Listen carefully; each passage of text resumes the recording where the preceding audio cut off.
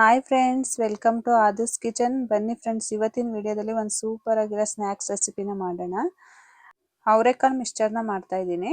ಅದಕ್ಕಿಂತ ಮುಂಚೆ ನಮ್ಮ ಚಾನಲ್ಗೆ ಸಬ್ಸ್ಕ್ರೈಬ್ ಮಾಡಿರೋರು ಎಲ್ರಿಗೂ ಥ್ಯಾಂಕ್ಸ್. ಸಬ್ಸ್ಕ್ರೈಬ್ ಮಾಡದೆ ವಿಡಿಯೋನ ನೋಡ್ತಾ ಇದ್ರೆ ಈಗಲೇ ಸಬ್ಸ್ಕ್ರೈಬ್ ಮಾಡ್ಕೊಳ್ಳಿ. ಈಗ ಅವರೆಕಾಳು ಮಿಕ್ಸ್ಚರ್ನ ಹೇಗೆ ಮಾಡೋದು ಅಂತ ನೋಡೋಣ. ನಾನಿಲ್ಲಿ ಅರ್ಧ ಕೆಜಿ ಅವರೆಕಾಯಿನ ಬಿಡಿಸಿ ಹಿತ್ಕಿ ಇಟ್ಕೊಂಡಿದ್ದೀನಿ. ನೋಡಿ, ಈ ಥರ ಸಿಪ್ಪೆ ತೆಗೆದು ಹಿತ್ಕಿ ಇಟ್ಕೊಂಡಿರೋ ಅವರೆಕಾಳು. ನಾನಿಲ್ಲಿ ಎಲ್ಲ ಬಟ್ಲು ಮೆಜರ್ಮೆಂಟಲ್ಲಿ ತೊಗೊಂಡಿದ್ದೀನಿ. 1 ಬಟ್ಲು ಅವಲಕ್ಕಿನ ತೊಗೊಂಡಿದ್ದೀನಿ, ಗಟ್ಟಿ ಅವಲಕ್ಕಿನ. 1 ಕಪ್ಪು ಕಡಲೆ ಬೀಜನ ತೊಗೊಂಡಿದ್ದೀನಿ. 1 ಕಪ್ಪು ಹುರ್ಗಡ್ಲೆನ ತೊಗೊಂಡಿದ್ದೀನಿ. ಸ್ವಲ್ಪ ಕರ್ಬೇವಿನ ಸೊಪ್ಪು, ಎಷ್ಟಾದರೂ ಹಾಕೋಬೋದು. ಕರ್ಬೇವಿನ ಸೊಪ್ಪು ಅಷ್ಟೇ ಹಾಕೋಬೇಕಂತ ಏನಿಲ್ಲ. 3 ಬ್ಯಾಡಗಿ ಮೆಣಸಿನ್ಕಾಯಿ, ಉಪ್ಪು, ಸ್ವಲ್ಪ ಹಿಂಗು, 1 ಸ್ಪೂನ್ ಚಿಲ್ಲಿ ಪೌಡ್ರನ್ನ ತೊಗೊಂಡಿದ್ದೀನಿ. ಇಲ್ಲಿ ಎಣ್ಣೆ ಕಾಯಕ್ಕೆ ಇಟ್ಕೊಂಡಿದ್ದೆ, ಎಣ್ಣೆ ಕಾಯ್ದಿದೆ. ಈಗ ಅವರೆಕಾಳನ್ನ ಹಾಕೊಳ್ಳೋಣ. ಅವರೆಕಾಳು ಹಾಕ್ಕೊಂಡು ಮೀಡಿಯಂ ಫ್ಲೇಮಲ್ಲಿ ಇಟ್ಕೊಂಡೇ ಫ್ರೈ ಮಾಡ್ಕೋಬೇಕು. ಇದು ಅವರೆಕಾಳು ಫ್ರೈ ಆಗೋದಕ್ಕೆ ಸ್ವಲ್ಪ ಟೈಮ್ ತಗೊಳುತ್ತೆ. ಮೀಡಿಯಂ ಫ್ಲೇಮಲ್ಲೇ ಇಟ್ಕೋಬೇಕು. ಹೈ ಫ್ಲೇಮಲ್ಲಿ ಇಟ್ಕೊಂಡು ಫ್ರೈ ಮಾಡಿಕೊಂಡ್ರೆ ಮೇಲೆ ಬ್ರೌನಿಷ್ ಥರ ಕಲರ್ ಬರುತ್ತೆ, ಆದರೆ ಕ್ರಿಸ್ಪಿ ಆಗಿರೋದಿಲ್ಲ, ಮೆತ್ತಗೆ ಇರುತ್ತೆ. ಹಾಗಾಗಿ ಸ್ವಲ್ಪ ನಿಧಾನಕ್ಕೆ ಫ್ರೈ ಮಾಡ್ಕೋಬೇಕು.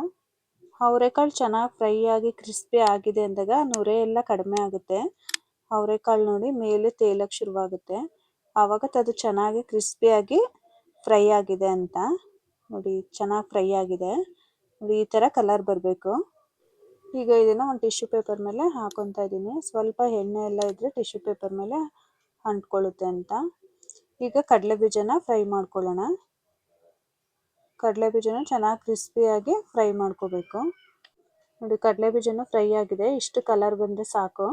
ಈಗ ತೆಕ್ಕೊಳ್ಳೋಣ ಕಡಲೆ ಬೀಜನ. ಮೀಡಿಯಂ ಫ್ಲೇಮಲ್ಲೇ ಮಾಡಿ, ಹೈ ಫ್ಲೇಮ್ ಇಟ್ಕೋಬೇಡಿ.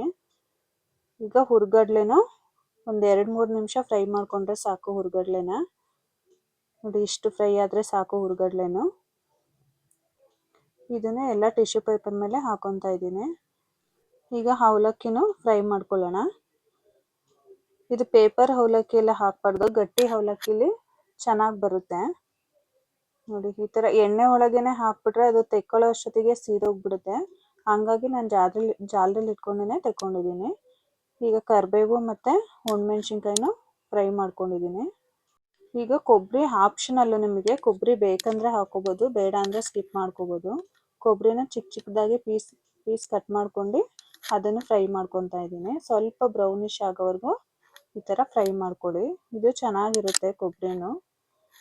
ನಿಮ್ಗೆ ಬೇಕಂದರೆ ಹಾಕೋಬೋದು. ನೋಡಿ, ಇಷ್ಟಾದರೆ ಸಾಕು ಕೊಬ್ಬರಿ. ಈಗ ಫ್ರೈ ಮಾಡಿ ಇಟ್ಕೊಂಡಿರೋ ಅಂಥ ಅವರೆಕಾಳು, ಕಡಲೆ ಬೀಜ, ಹುರ್ಗಡ್ಲೆ, ಅವಲಕ್ಕಿ, ಕರಿಬೇವು, ಕೊಬ್ಬರಿ,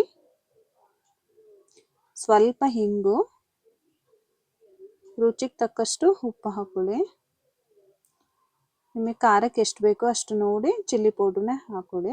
ಒಣಮೆಣ್ಸಿನ್ಕಾಯಿ ಎಲ್ಲನೂ ಹಾಕಿ ಚೆನ್ನಾಗಿ ಮಿಕ್ಸ್ ಮಾಡ್ಕೊಳ್ಳಿ. ಅವರೆಕಾಳು ಸೀಸನಲ್ಲಿ ತಪ್ಪದೆ ಈ ಥರ ಒಂದು ಸ್ನ್ಯಾಕ್ಸ್ನ ಮಾಡ್ಕೊಳ್ಳಿ, ತುಂಬ ಚೆನ್ನಾಗಿರುತ್ತೆ. ಸಂಜೆ ಹೊತ್ತು ಟೀ ಜೊತೆ ಸುಮ್ಮನೆ ಕೂತಾಗ ಟೈಮ್ ಪಾಸಿಗೆ ಎಲ್ಲ ತಿನ್ನೋಕ್ಕೆ ತುಂಬ ಚೆನ್ನಾಗಿರುತ್ತೆ. ಇದು ತಿಂಗಳಾನ್ಗಟ್ಲೆ ಕೂಡ ಸ್ಟೋರ್ ಮಾಡಿ ಇಟ್ಕೋಬೋದು. ನಾವು ಆಚೆಯಿಂದ ಮಿಕ್ಸ್ಚರು ಅದು ಇದು ಸ್ನ್ಯಾಕ್ಸ್ನ ಮಕ್ಳಿಗೆ ತಂದು ಕೊಡೋದಕ್ಕಿಂತ ಮನೇಲೇ ಈ ಥರ ಎಲ್ಲ ಮಾಡಿಕೊಡೋದ್ರಿಂದ ಆರೋಗ್ಯಕ್ಕೂ ತುಂಬಾ ಒಳ್ಳೆಯದು. ನೀವು ಒಂದ್ಸಲ ಟ್ರೈ ಮಾಡಿ, ಹೇಗಿತ್ತು ಅಂತ ಕಮೆಂಟ್ ಮಾಡಿ ತಿಳಿಸಿ. ಈ ವಿಡಿಯೋ ಇಷ್ಟ ಆಗಿದ್ರೆ ನಿಮ್ಮ ಫ್ಯಾಮಿಲಿ ಫ್ರೆಂಡ್ಸಿಗೆಲ್ಲ ಶೇರ್ ಮಾಡಿ. ಮತ್ತೆ ಒಂದು ಹೊಸ ರೆಸಿಪಿ ಜೊತೆ ಮುಂದಿನ ವಿಡಿಯೋದಲ್ಲಿ ಸಿಗ್ತೀನಿ. Thank you for watching. ಈ ವಿಡಿಯೋ ನಿಮಗೆ ಇಷ್ಟ ಆಗಿದ್ರೆ ಲೈಕ್ ಮಾಡಿ, ಶೇರ್ ಮಾಡಿ, ಸಬ್ಸ್ಕ್ರೈಬ್ ಮಾಡಿ, ಮತ್ತೆ ಬೆಲ್ ಹೊಡೆಯೋದನ್ನ ಮರಿಬೇಡಿ.